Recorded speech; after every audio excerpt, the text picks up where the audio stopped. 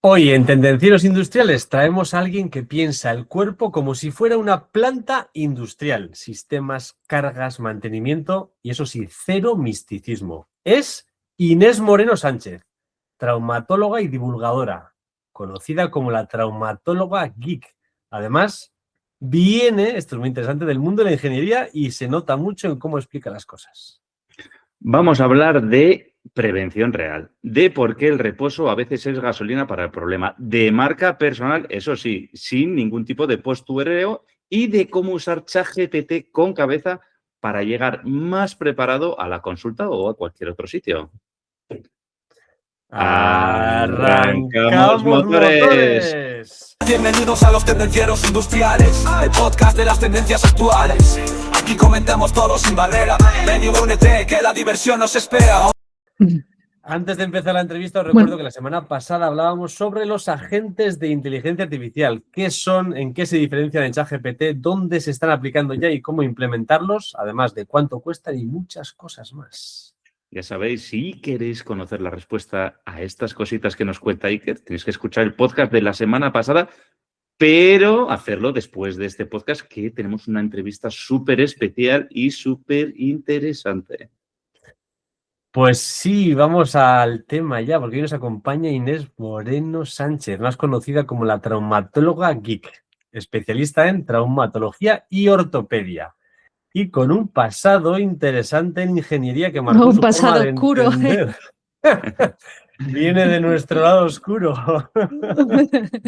Hola, Muy buenas Inés. tardes, Inés. ¿Qué tal? Hola, buenas tardes.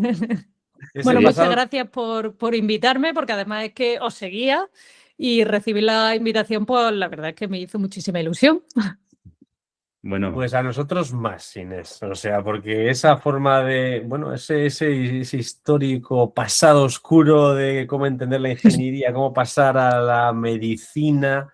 Bueno, ahora mismo en consulta ella trata lesiones, pero en redes desmonta mitos sobre hernias, dolor y resonancias mal interpretadas.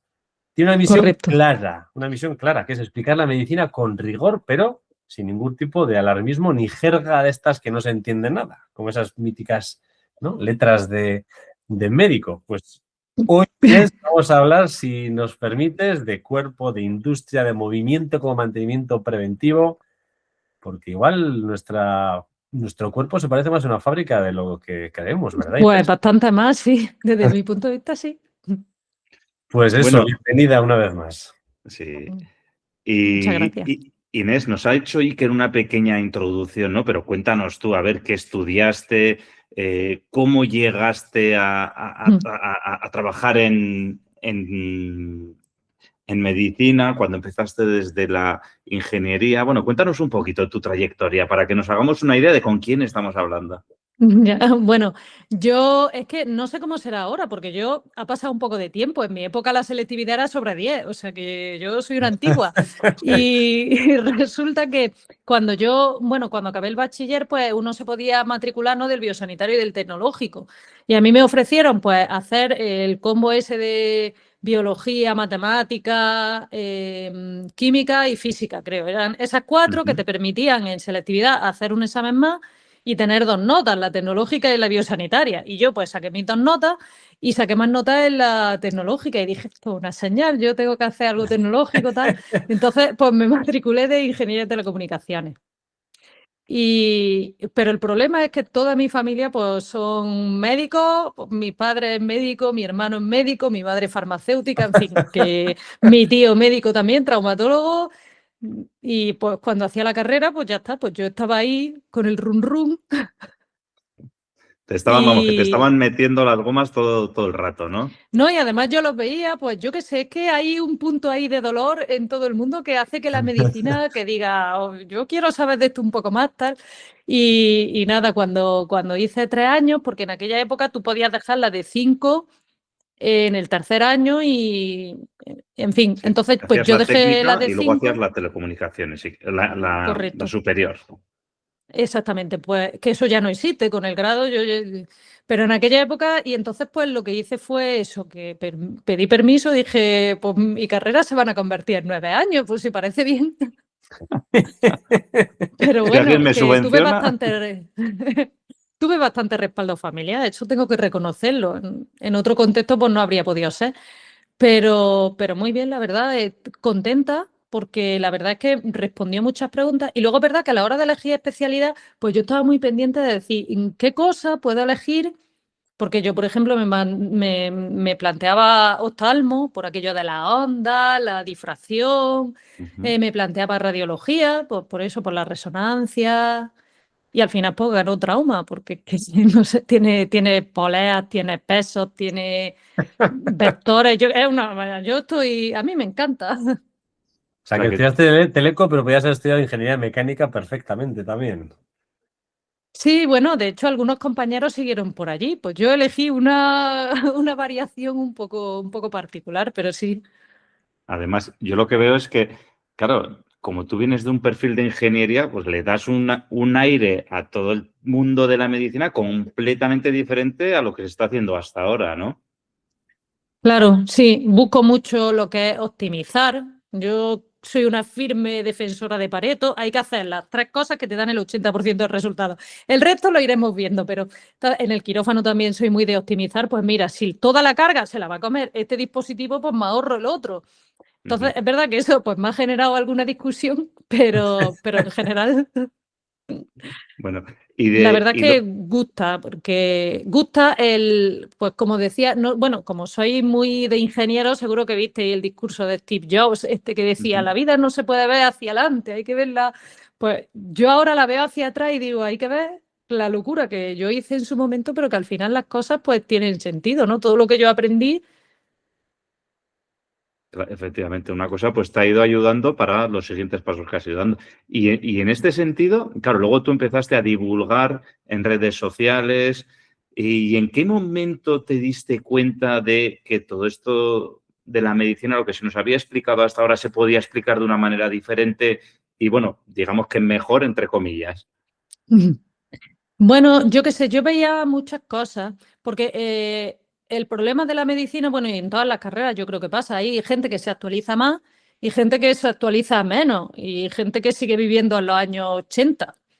Entonces, es verdad que a mí pues me pasaba, por ejemplo, hay una concepción un poco mecánica de todo lo que viene siendo la artrosis, la artritis. Entonces, a mí una de las cosas que me hizo saltar fue, por ejemplo, una muchacha de 27 años que me vino a la consulta, es que me ha dicho el traumatólogo que no puedo correr. Digo, pero Alma Cántaro, si no puedes correr con 27, ¿cuándo vas a correr? Cuando tengas 60. Mm. Entonces, yo que sé, ver esas cosas a mí me enervaba un poco y yo siempre lo combatía desde la consulta, pero es verdad que tenía ganas de hacerlo como un poco más, de llegar a, además, allí en las consultas tiene gracia porque dejamos las puertas abiertas por si, yo qué sé, por si hay cualquier conflicto, por si, yo qué sé. Entonces, las auxiliares y las enfermeras que están ahí en el pasillo de personal, pues oyen las consultas y decían, ah, pues esto que has comentado es bastante interesante. Ah, pues. Y entonces, pues como me lo decían tanto, dije, bueno, pues voy a intentar hacerlo más. Voy a abrir más las puertas, Y, ¿no? y me daba muchísima vergüenza, vamos, lo hice completamente a escondida, o sea, no dije nada a mi familia, no dije nada a mis compañeros. Y nada, de repente mi madre me toca la puerta y me dice, oye Inés, ¿tú eres la traumatóloga de Geek? Y digo, ¿cómo? Y dice, sí, es que te ha visto una amiga mía de Canarias y me ha dicho Ostras. que si era tu hija. Y, o sea que se fue de las manos un poco, pero bueno, al final, porque yo dije eso, digo, mira, si no lo ve nadie, pues yo tranquilamente cierro, aquí no ha Y ya pasado está. nada. Qué bueno, o sea, que cumpliste el objetivo, ¿no? Al final de llegar, de abrir las puertas a mucha más gente. Vale, además de la mecánica, ¿te trajiste algo más del mundo ingenieril? Bueno, además de Pareto, que nos has dicho, además de la mecánica y Pareto, ¿te trajiste algo más a la medicina del mundo ingenieril? Hombre, pues bastantes cosas. O sea, yo pues, cuando empecé a divulgar, por ejemplo, la edición me la traje de ahí. Eh, Puede ser mecánica o no, por ejemplo, el tema de los biomateriales que se llaman, ¿no? Ahí hay un conflicto grande entre hacemos el implante más duro que el hueso, entonces todo el hueso que no está trabajando se absorbe, o si lo hacemos más blando, entonces se deforma y no nos sirve. Entonces ahí hay un campo que está continuamente avanzando, que parece que las cosas ya están hechas, porque operamos 1000 personas al día, pero realmente hay muchos cabos o digamos oportunidades de mejora, que aunque lo que tenemos funciona bien, eso tiene una vida media de 15, 20 años. Entonces la aspiración es conseguir Que sea más la mejor. vida. Mm. Muy bien. Aquí, un error que se habla también, ¿no? Dice, oye, ¿qué hacemos con el cuerpo? ¿Lo analizamos por piezas o por órganos o lo vemos como un sistema? ¿Qué opinas de este tema? Aunque creo que ya Bueno. puedo ver la, la respuesta, puedo A leerla. ver, la medicina, pero igual que todas las ramas de ingeniería, hay que dividirla porque si no es inabarcable. Eso es verdad. O sea, no le puedes pedir a un médico que te corrija el sodio y al mismo tiempo que te opere una rodilla. Eso es imposible. Pero sí que es verdad que el problema de esa división por especialidades es que perdemos de vista el sistema en conjunto. Entonces, claro, nos concentramos mucho en la pieza. ¿Qué le duele a usted la rodilla? Pues se la cambio. No, o sea, hay que entender, pues, por qué duele, que no es solamente mecánica como se pensaba en los 80, sino que tiene unos componentes que son, pues, el ruido, el canal, todas esas cosas que hay entre medias que hay que ir corrigiendo. Ahora se ve, por ejemplo, que muchas señales emitidas por el tejido graso, por ejemplo, influyen en cómo evoluciona la artrosis. Pues habría que controlar eso también. Cosas que influyen sobre la artrosis, sí, el perímetro del cuádriceps, por ejemplo, influye y son cosas que no valoramos. Eso yo cuando veo a un paciente en la consulta le pongo deberes, le digo, esto es mi trabajo, pero el suyo es y el suyo va a ser bastante más difícil. Y los pongo. Una cosa que se ha perdido, por ejemplo, es la gente conoce el concepto de rehabilitación. Pues yo me opero y me recupero después. Pero ahora, por ejemplo, está empezando el concepto este de la prehabilitación. Es decir, yo preparo el sistema para que esté en la condición óptima antes de operarme. Porque no es lo mismo operar a alguien que tiene un músculo potente que va a rehabilitarse muchísimo más rápido que coger a alguien que ya está mal de base y meterle un palo como en la cirugía. Pues claro. Entonces, esas cosillas, es verdad que son cosas que no se usan en lo general en la consulta, pero bueno, yo soy bastante exigente con eso. Pues en nuestro mundo es exactamente igual, ¿no? Si te dedicas a la neumática como nos dedicábamos antes, muchas veces, no, se ha roto este cilindro neumático, ya, pero igual el problema no es exactamente ese cilindro y lo cambio, ¿no? Si el problema es otro elemento de la máquina que está afectando y por eso... Claro, eso pasa mucho ahora que la medicina ha avanzado y tenemos pruebas súper potentes. Podemos hacer, por ejemplo, resonancias magnéticas. Pues claro, todas las artrosis de rodilla rompen el menisco. Pues todos los pacientes con artrosis de rodilla me llegan, es que en la resonancia sale que tengo un menisco roto. Digo, ya, pero el problema no es el menisco, el problema es la artrosis. Pues esa cosa tan sencilla de entender, como la gente está obcecada en el menisco, el médico de cabecera ha descubierto un menisco y ya, he descubierto un menisco, ¿eh? Sí, podríamos decir que esto, antes de que se rompa, hay que hacer un mantenimiento, ¿no? Como en las máquinas, Correcto. ¿no? Que tenemos Exactamente, sí. que tenemos que tener el cuerpo haciéndolo funcionar adecuadamente y no esperar a que se oxide. Pues, por ejemplo, ¿no? Pues el tema de dietas o lo que sea, no esperar a coger unos cuantos kilos para ponernos a dieta, coño. Pues si lleva una dieta equilibrada desde el principio, hace un mantenimiento adecuado, hace ejercicio, muévete, etcétera. Se considera que ya puedes tener un control sintomático de toda la artrosis perdiendo solamente un 10% de tu peso. Un 10% no es una barbaridad. Pues no. Bueno, no. Se podría decir que para la Hombre, en mayoría alguien de que pesa 90 kilos son 9 kilos. Creo que se puede Sí, más no es o ninguna menos locura, conseguir. sí. Alguien que pesa 90 kilos, salvo que midas 90, o sea, 2 metros, 1,90, Bueno, pues... la medianía, sí, obviamente, pues sí, si mide 1,60, 90 kilos no está muy bien, si mide 1,90, pues... Sí, efectivamente. Tú repites, Inés, mucho la idea de moverse, ¿no? Como medicina. ¿Por qué es tan malo el reposo? O sea, ¿en qué nos afecta? A ver, el problema es que hace poco tiempo que estamos descubriendo cómo funciona el músculo, que no funciona simplemente como una cuerda que mueve una polea, sino que tiene otras funciones que no son la meramente mecánica. Tiene una función endocrina. Es decir, que cuando tú ejercitas el músculo, pues envía un montón de señales.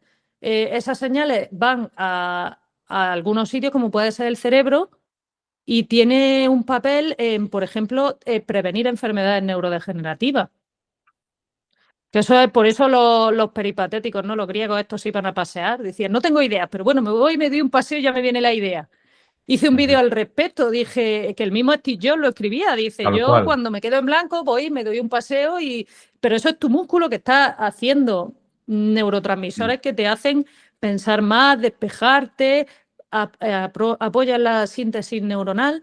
Y luego también el músculo tiene otras cosas muy interesantes como que, por ejemplo, es un almacén de glucosa que no depende de la insulina. Entonces, si yo tengo cualquier problema de diabetes o el que sea, a más músculo tenga, menos insulina voy a necesitar y mejor control voy a tener. Y cosas como el reposo, pues en cuestión de días te puedes cargar el 25% de tu masa muscular. Entonces, imagínate, te quedas sin almacén de glucosa, te quedas sin todas esas neurotransmisores que te hacen. De hecho, en todas las enfermedades neurodegenerativas hay, por supuesto, el factor genético, pero la parte que nosotros podemos controlar sería el hacer masa muscular. Si es que al final casi todo el cuerpo es esclavo de los músculos. Sí, sí, sí, muy interesante. Yo, mira, lo de la pérdida de masa muscular lo tenía ya interiorizado, ¿no? Que si estás parado en camilla o si te ponen una escayola, pues ya sabemos todos qué es lo que pasa, ¿no? Estás 15 días con una escayola y la pierna se te hace que parece un palillo, ¿no? Y Sí. sin embargo, también es cierto que yo me acuerdo, ahora ya no corro, ¿no? Pero cuando te salía a correr hace unos años, y sí que es cierto que ibas a correr y claro, vas tú en tu mundo, tú solo pensando en tu cosa y te venían unas ideas maravillosas, ¿eh? Y esa parte, pues mira, nunca había pensado esto que nos acabas de comentar ahora, pero sí, sí. Sí, sí. Y además, si suma que descansa, porque ahora el problema es que el cerebro piensa cosas cuando está, digamos, desocupado, cuando está en periodo de aburrimiento. Pero claro, ahora con el móvil nadie se aburre. Tú te pones a cocinar, te pones música, te pones un podcast. Y entonces, pues el hecho de hacer ejercicio y decir, mira, esta hora va a ser sin móvil, sin música, sin nada. Va a ser mi tiempo de, pues ya juntar las dos cosas, que tu músculo funcione y que tu cerebro funciona. O sea que es ventaja doble, vamos. Bien. Oye, y en este sentido, ¿qué nos podrías decir 3 hábitos que podríamos tener para hacer un mantenimiento diario que nos den un buen retorno? Un Pareto ahí. Eso es Sí, hombre, un eso Pareto es. en toda regla, ¿eh? Como ingeniera que eres, queremos ir al grano. Pues digamos las 3 cosas sí que más beneficios te pueden dar, ¿no? Con el mínimo esfuerzo. Pues mira, la primera es, por supuesto, moverse. Una de las cosas que recomiendan mucho es moverse justamente después de comer. De eso dicen que disminuye el cortisol. Por supuesto, al tener los músculos funcionando van atrapando la glucosa y no tienes picos de glucosa ni picos de insulina. No hace falta beberte, ahora que se ha puesto de moda, bébete un vaso de vinagre. Eso, aparte de destrozarte No, los dientes, Antes sirve un para mucho más. un vaso de vino, sí, pero de vinagre no, ¿eh? De vinagre, pues, de vinagre de manzana, creo. Y hay libros y tal, y la gente sale en internet. Pues es mucho más efectivo caminar una caminata corta después de comer que el vaso ese de. Luego hay otra cosa que subí yo a internet y que generó muchísima polémica, que lo subí en forma de carrusel, que fue el movimiento de la sentadilla. Porque la sentadilla aúna la fuerza de cuádriceps, aúna una lumbares sana. Entonces, el hecho de que tú puedas hacer varias sentadillas en un día, pues implica que muchas cosas tienen que funcionar bien y es uno de los movimientos que si tú puedes ir haciéndolo y le puedes ir sumando carga y lo optimizas, es uno de los movimientos más sencillos, que más músculo involucra. Se entrena ejercicio, se entrena la cadena posterior y es de los que más beneficios con menos trabajo, digamos. Y eso, cubriríamos un poco el cardio, un poco la fuerza, ya ves, son 2 ejercicios tontísimos. Y luego el último, pues sería dormir como si te pagasen por ello. O sea, es que dormir, hay que dormir mínimo, se recomienda más de 7 horas. Eso es una recomendación general. Evidentemente, pues hay gente que necesita más, menos. Pero normalmente deberíamos aspirar a unas 7 horas más o menos al día. Porque Bueno, eso, durmiendo es cuando haces la síntesis muscular. O sea, que todo ese ejercicio que has hecho, si quieres que sirva para algo, necesitarías dormir. Y pues también otra de las cosas que se hace es que eliminas los residuos que hay es tu tiempo de reciclaje. Todos los residuos esos cerebrales que has ido generando a lo largo del día, pues la manera de echarlos es con un poco de sueño. Si ya estamos súper optimizados por la naturaleza, lo único que hay que hacer pues, es seguir lo que Hacerle tenemos. caso. Hacerle caso. Claro, si el cuerpo es como máquina, yo creo que es que no hay una máquina superior. Sí, muy, muy interesante. Has hablado de sentadillas y cuando hablas de eso yo me acuerdo de los burpees, ¿eh? Eso es peor. Bueno, los burpees no son... Pero también si es que al final, cualquier ejercicio que involucre, si es que se ha estudiado hace poco que uno de los principales predictores de mortalidad no es el corazón, no es cosas raras, es el perímetro del cuádriceps. En el hospital, de hecho, lo estamos empezando a hacer. Fracturas de cadera, tú les mides el cuádriceps cuando llegan, les mides el cuádriceps cuando se van y puedes tener, de eso va mi tesis, de hecho, puedes tener una idea bastante precisa de si morirán o no, porque estamos hablando de que una fractura de cadera al año muere en un cuarto de la gente. Que vamos, un cuarto... Pues eso, tú di que un cuarto de los sistemas que pones en marcha no van a funcionar, claro. Son muchos, sí. Madre mía. Y a más cuádriceps, mejor. Inés, ya por asustarme. Según Claro. acabe el podcast me voy a medir el cuádriceps. Sí, no, ahora la sentadilla. Directo. Yo ando bien de cuádriceps, no sé. Igual tenía que bajarlo un poco. Pues ahora se están postulando eso, el cuádriceps y la fuerza de agarre.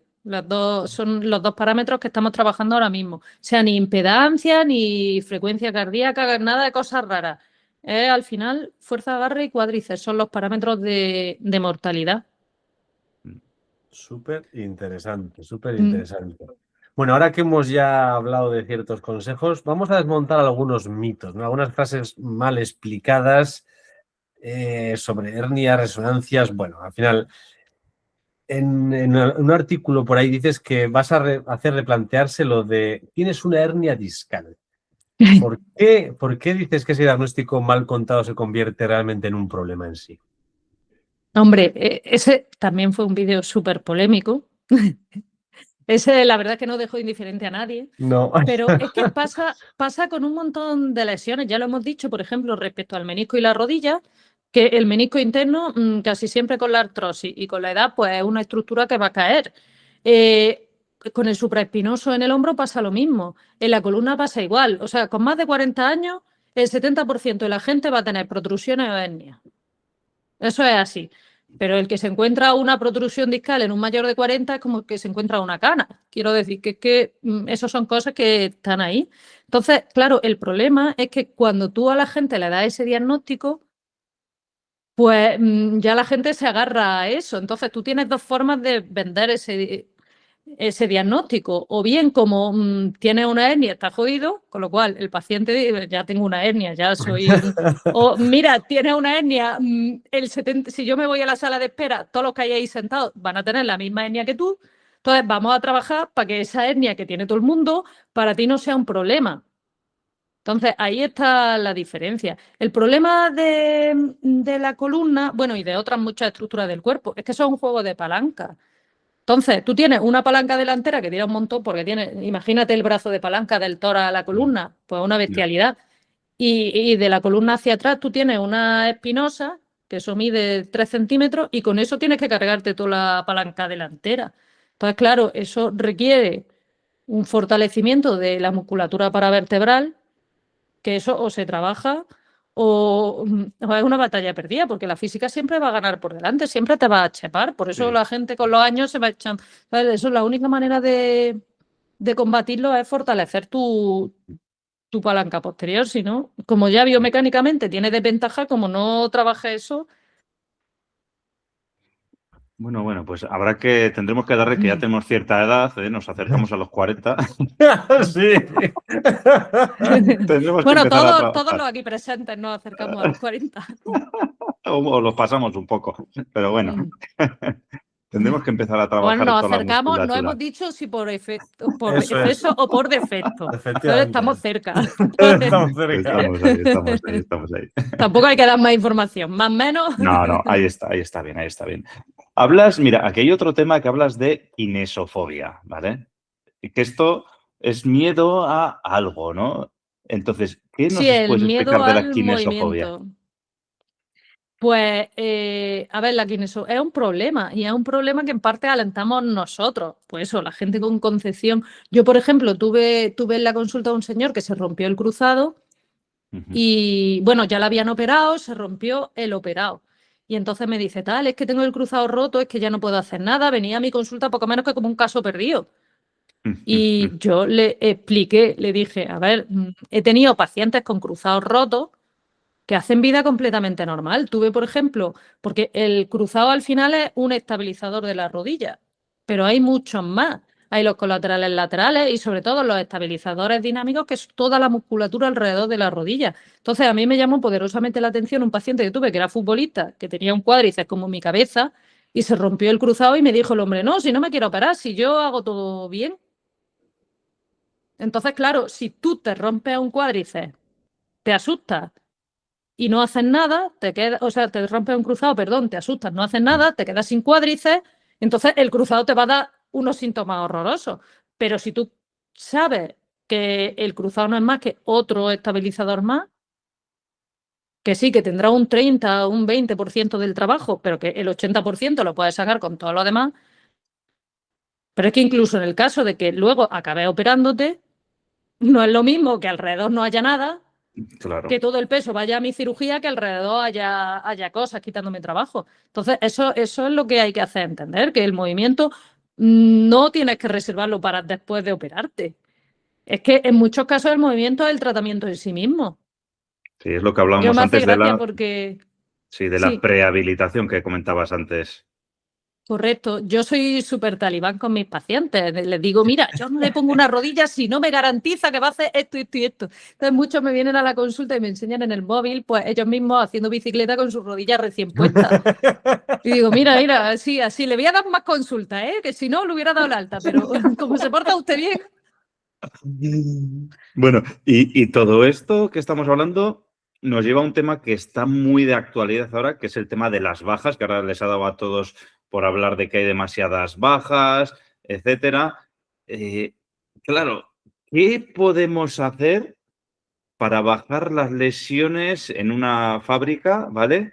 Sin empezar pues a otras soluciones como puede ser, yo qué sé, comprar exoesqueletos o sustituirnos por robots. Hombre, sustituirnos por robots suena bien, pero Pero te quedas dado en que la eso no va a calle. ocurrir pronto,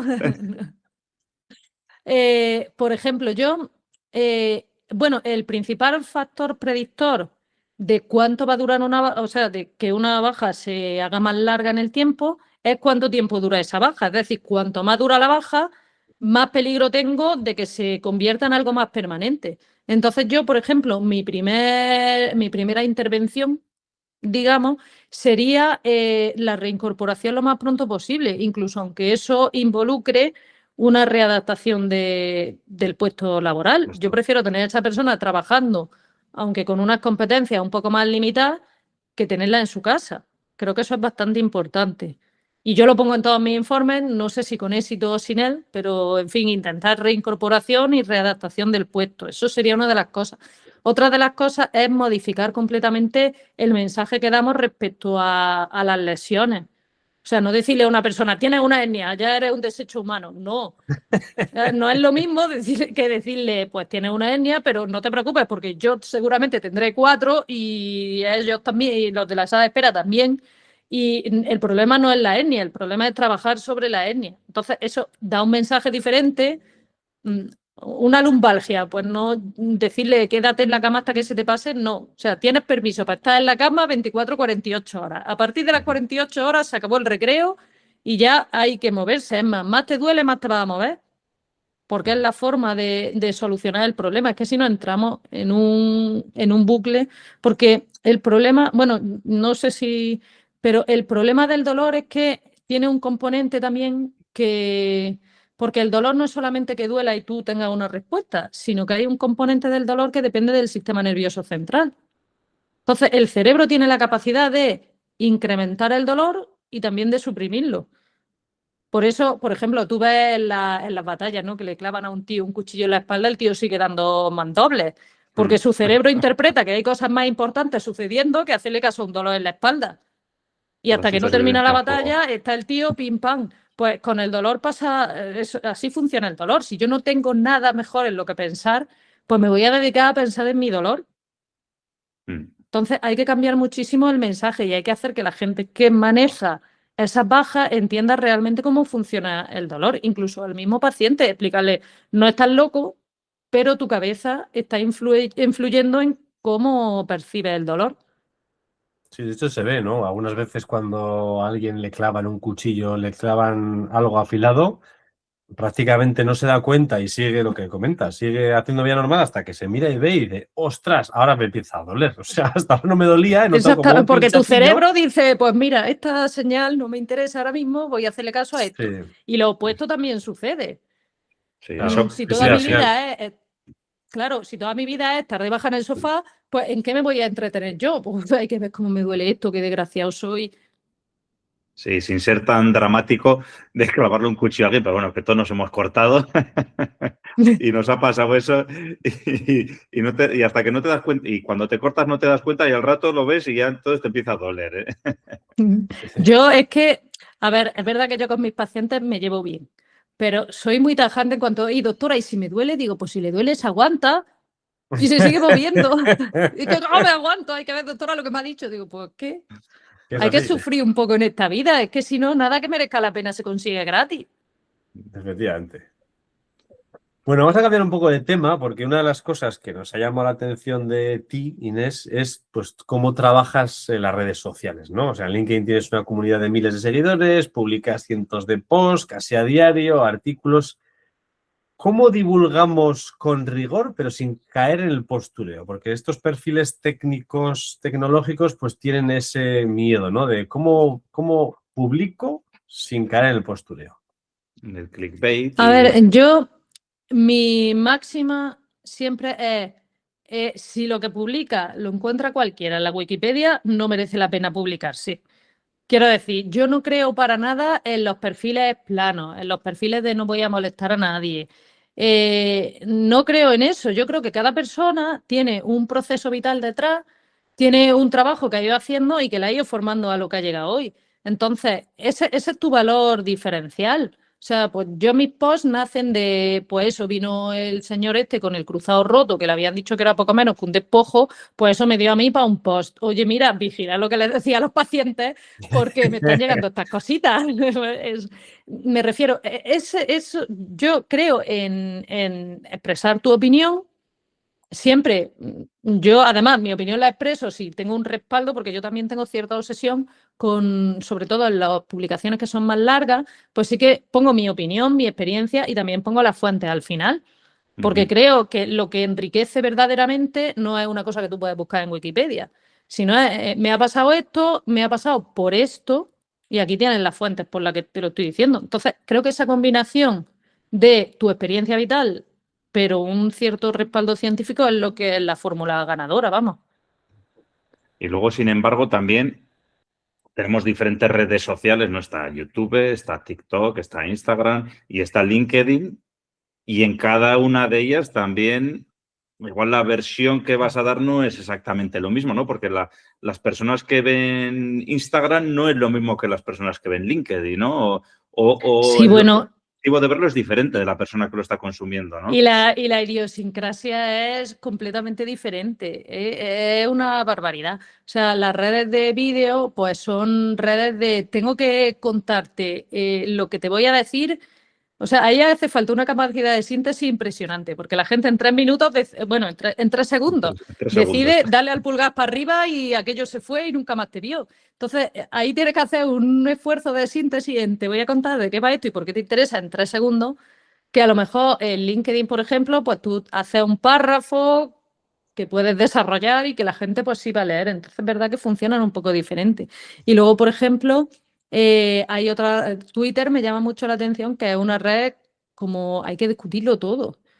Ha salido el sol. No, pero espera, ¿qué dices del sol? ¿Por qué el sol? ¿Por qué no hablas de la luna? ¿Por qué no? Pero bueno, que yo solo quería decir esto. Que... En Twitter no tengo experiencia. Bueno, cada una tiene su funcionamiento diferente. Pero bueno, y luego pues saber exponerse a la crítica, que es verdad que hay mucho troll suelto Entonces, pues eso, Ima- yo, sí. Imagino que recibirás muchas críticas, ¿no? Por ahí, o mucho troll, ¿no? O, o- correcto. o qué red es la que más troles puede haber. Bueno, con diferencia la que más es Twitter. Pero luego a mí me ha pasado también, y no está mal, quiero decir, a mí me gusta la crítica siempre y cuando pues, sea constructiva. Tuve un problema que subí el vídeo que hice de la bolsa de Bogotá, que es una técnica quirúrgica, pues subí con el nombre del señor que había inventado la técnica, lo puse mal. Puse el nombre del señor que lo había llevado a Estados Unidos y por el que se hizo famosa, pero no el del hombre que la inventó. También me llegaron un montón de mensajes, esto está mal, esto era tal. Entonces, claro, ya tenía ese vídeo más de 1 millón de visualizaciones. Y era en plan, no lo quites porque los comentarios hacen que el vídeo, digo, mira, pero es que yo no puedo dejar un vídeo de una cosa que está mal sabiendo que está mal. Entonces yo, sin ningún problema, borré el vídeo, lo corregí y lo volví a subir, perdiendo todas las visualizaciones, perdiendo todos los comentarios.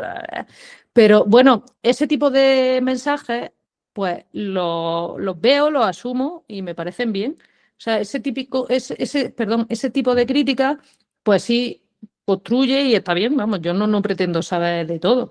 Hubo un conflicto, por ejemplo, porque empezaron, como muchos influencers se copian entre sí. No sé si os pasa que veis lo mismo 5 Sí, veces subido. Sí, sí. lo que Pues funciona lo copian hubo una enseguida, sí. temporada, exactamente, hubo una temporada que les dio por grabar vídeos de que había que dormir del lado izquierdo, me parece.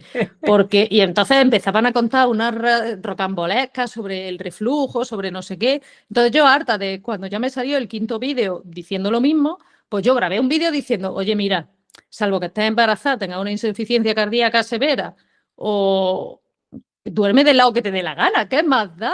Pues ahí hubo dos tipos de personas, las que sacaron el vídeo y me dijeron, pues mira, Inés, tienes razón, y las que se lo tomaron como un ataque personal. Pues yo qué sé, yo no me tomo esas cosas como un ataque. Si yo tengo una información que es errónea y tú me lo dices, pues Pues ya Sí, está. bueno, encantada de que me lo digas. además que por lo que dices, eso era más un tema son vídeos más de opinión que detrás tengan una base científica, ¿no? Entonces, pues bueno, Lo hay que pasa mucho es que que, claro, lo discutir que ahí. vende en redes, pues es la opinión absoluta. Ya. Sí. Haz esto y pierdes 3 kilos en 7 semanas. No tienes que hacer esto o no, y cada persona tiene que hacer. Pero bueno, Sí, sí. es complicado, es complicado. Bueno, nos has contado la fórmula, o sea, que cuentas una historia, ¿no? Una historia que te ha pasado, una historia potente, una idea clara y luego además pues documentas las fuentes en las cuales, ¿no?, has encontrado esa información. ¿Cuál es el proceso real? Porque claro, yo por lo menos genero bastante contenido. Cuesta generar contenido, o sea, no puedes estar pendiente de a ver lo que me pasa durante el día para contarlo, porque tienes que tener digamos, un backup importante como para poder seguir Sí. publicando todos los días. ¿Cómo lo haces? ¿Cómo te organizas? A ver, yo me flipa la historia esta que tenían los anglos del second brain, ¿no? Del segundo cerebro. Ujú. Entonces yo ahora mismo pues llevo un segundo cerebro en el bolsillo. Entonces pues es verdad que las cosillas que me van pasando, y créeme que en las consultas tengo ¿Pasan? material, pues enseguida cojo, lo apunto, eso sí, convenientemente anonimizado y tal, Sí. pero, o por ejemplo, yo leo muchísimas historias, es una cosa que me gusta genuinamente, entonces muchas veces leo alguna cosa y digo, ¿cómo puedo yo relacionar esta historia que acabo de leer con cosas médicas que yo sepa? Porque esa es otra de las cosas, yo no quería ser el típico médico que cuenta lo mismo que todos los médicos. Entonces yo busqué la intersección entre una cosa que me gusta muchísimo y que tengo un montón de conocimiento, que es la historia, que además Mm. cuanto más sabes, más te gusta, porque estudias historia de España, pero de repente ves la de Inglaterra y como están todos cruzados, dices, pero esto sucedió cuando en España pasaba esto. Entonces las cosas van conectando y de repente más sabes y más. Pues yo muchas veces buscaba esa intersección entre medicina e historia como factor diferencial, pero que eso, o sea, yo creo que ahora mismo gente que hable de ingeniería, pues hay 1.000 millones, gente que hable de medicina hay millones. Entonces yo creo que ahora el futuro está más bien en las intersecciones, en cómo puedo yo coger esto y hacerlo de manera diferente. Y lo bueno de la historia es que además te facilita lo del storytelling, que a mí Ya. eso es una cosa que me encanta. Total. El ir de esa, porque al final la gente funciona por cuentos. Yo recuerdo cuando me estaba preparando el MIR, yo no podía coger una enfermedad y estudiarme, estos son los factores de riesgo, esto es el diagnóstico, estos son los síntomas, eso te mueres del asco. Entonces yo cuando estudiaba el MIR me inventaba historias. Me estudiaba la gota, pues es un señor, no es una señora porque es más frecuente en hombres, pues es un señor que tiene 50 años y que se levanta de la cama y le da con el dedo gordo a la mesa. ¿Por qué? Porque los cristales de ácido úrico se acumulan todos en el dedo gordo del pie. Entonces me iba montando yo mi historia. Entonces creo que al final eso funcionamos. Parte del éxito radica en no decirte, mira, pues las gotas son cristales de ácido úrico, eso no le interesa a nadie. Pero si te cuento que Carlos V pues, no podía andar, su primer ataque lo tuvo a los 28 y que además el ácido úrico alto te puede joder a ti también, pues quizá la historia entra un poco mejor, ¿no? Y esto que nos cuentas de buscar historias, claro, esto nos lleva a otra cosa muy actual, y a la última parte del último bloque de la entrevista, ¿no? Podemos pasar aquí, ¿no? Claro, ahora tenemos una herramienta muy potente que es ChatGPT y todas las derivadas que tenemos por ahí de inteligencia artificial generativa, ¿no? Que nos ayudan también muchas veces, ¿no? Con estas historias potentes, etcétera, ¿no? Que nos ayudan también a coger ideas, ¿no? Que nos ayudan también a, bueno, que tengo un problema, me duele aquí, le voy a preguntar a ver qué me El doctor, pasa. ¿no? Ha cambiado, el doctor Google ya se ha jubilado, ¿no? Y ha entrado Eso el es. doctor ChatGPT. Eso es. Y claro, entonces, además de ChatGPT, ayudarnos a hacer aquí buenos posts en LinkedIn, por ejemplo, que todo el mundo lo utiliza también para este tipo de cosas. Claro, Pero es también que canta mucho, ¿eh? Canta también, mucho. Yo también, cuando sí, veo un post que está escrito, digo, uff, esto es ChatGPT en y es que estado se puro. ven, se ven. Y eso sin pasarlo por la herramienta de analizador de inteligencia artificial, se ve, sí. Pero, Bueno, y no, ahora, yo lo paso por esta herramienta. Yo no tengo sí, por ninguna eso, por herramienta eso. de esa, pero. Que ya estás acostumbrada a leer y entonces ya se siente que hay algo ahí. Pero ahora volvemos al uso de ChatGPT como doctor GPT, ¿vale? Entonces, ¿qué te preocupa más del ChatGPT doctor, del doctor GPT? Bueno, a ver, ChatGPT, cuando te cuenta una mentira gorda, Te lo tú hace que esa te la mentira creas. la detectas. La detectas y dices, pues bueno, esto no le voy a hacer mucho caso. Pero lo peor de ChatGPT es cuando fantasea y te lo vende como algo seguro, ¿no? Porque la gente no entiende que lo que hace ChatGPT son sus fuentes. Entonces yo recuerdo, pues planteando, por ejemplo, no me quiero meter yo en temas, pero por ejemplo, cuando hablábamos de la huelga, pues mucha gente decía, es que hay que hacer una indefinida, esto de la semanal no existe. Y entonces uno de mis compañeros le preguntó a ChatGPT, ¿qué es lo más útil? ¿Una semana al mes o una indefinida? Y ChatGPT le dijo, pues una al mes, porque tal, porque cual, porque cual.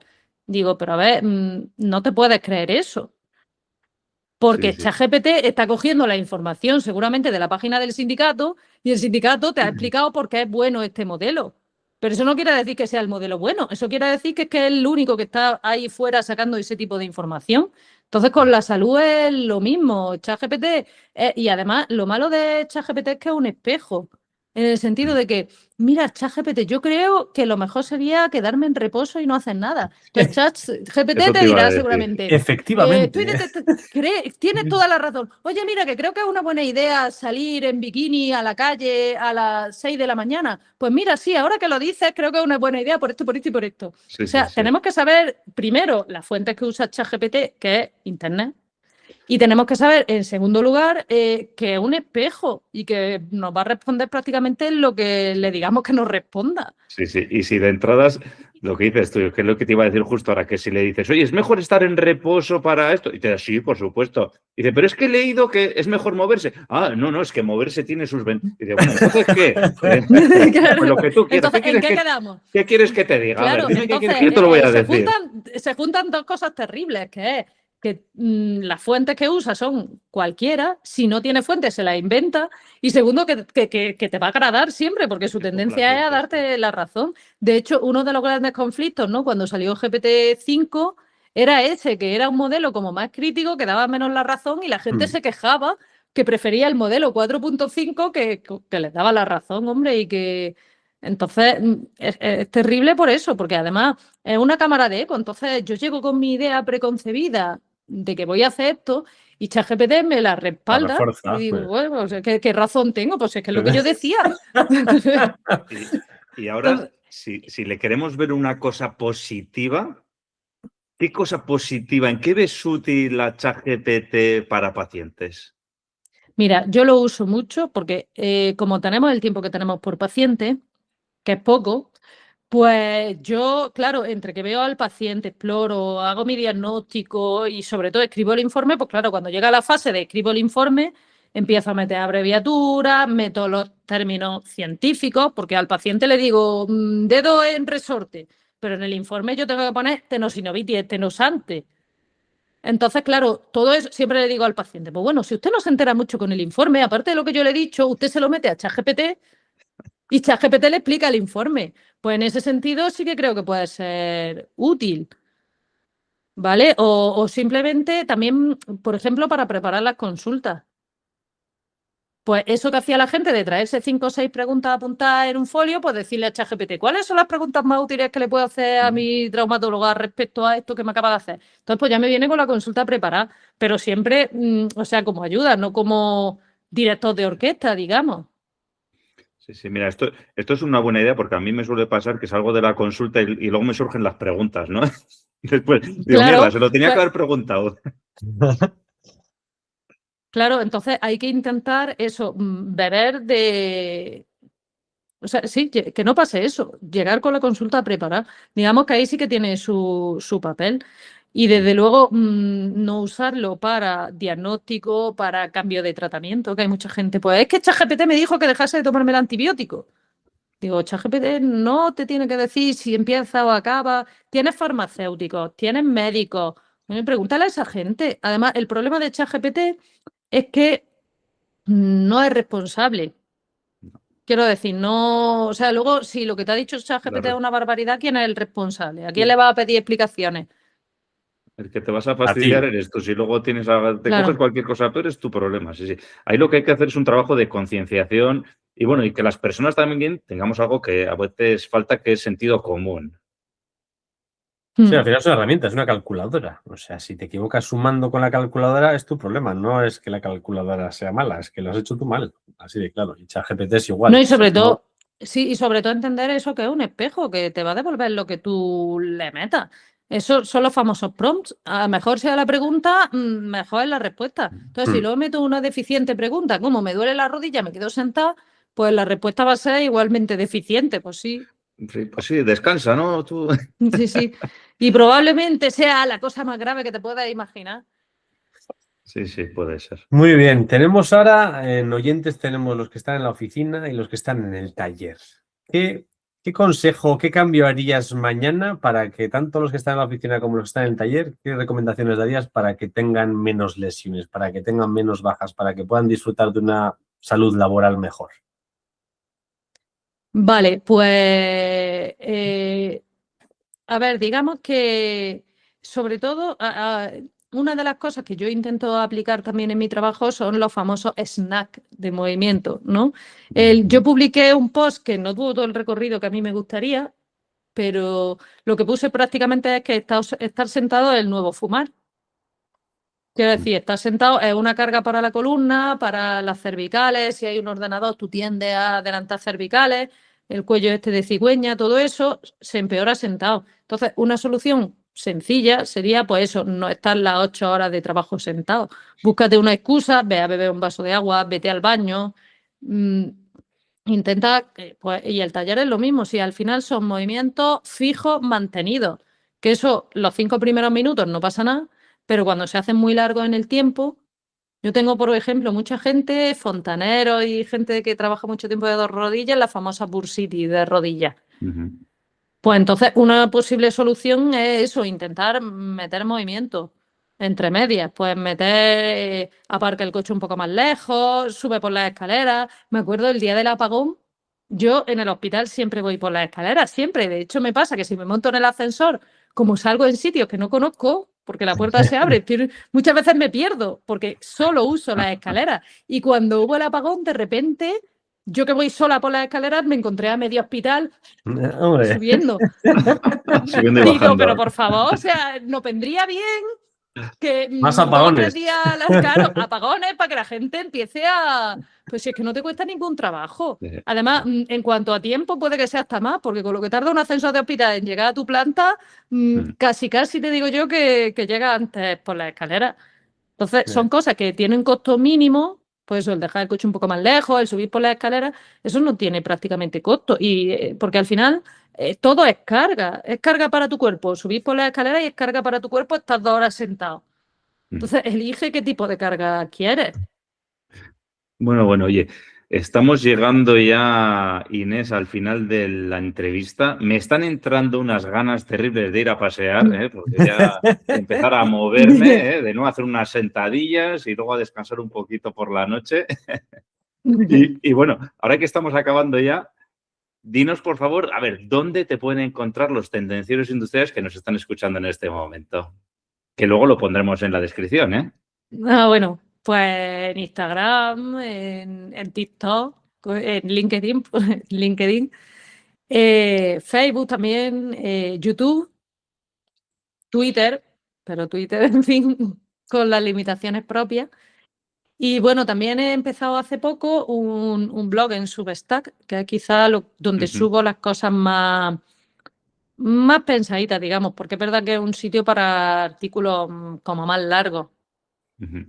Sí, que luego ya te llegan al correo y la gente que lo lee, pues ya le va a dedicar ahí 5 minutos, no Y medio segundo para... Es una red que lleva poco tiempo, que en España es verdad que no se conoce mucho. Yo la conocí sobre todo por gente americana. Y es verdad que está interesante porque es un poco diferente, porque es más tranquila. Además, puedes escuchar los textos, tiene un conversor de voz, o sea que puedes elegir si leer, si escuchar. Está interesante. La estoy explorando ahora. No hay mucho español por ahí, la verdad, pero bueno, otra más. Aitor está. Yo tengo, pero lo utilizo ¿Ah, sí? utilizo más la versión de newsletter, ¿eh? Aunque bueno, luego al pues, final lo mismo que publicas en la newsletter, se te publica el post también en la red. Y alguno más también hay por ahí. Pero bueno, sí. Pues os bicharé que no había visto por ahí, ¿eh?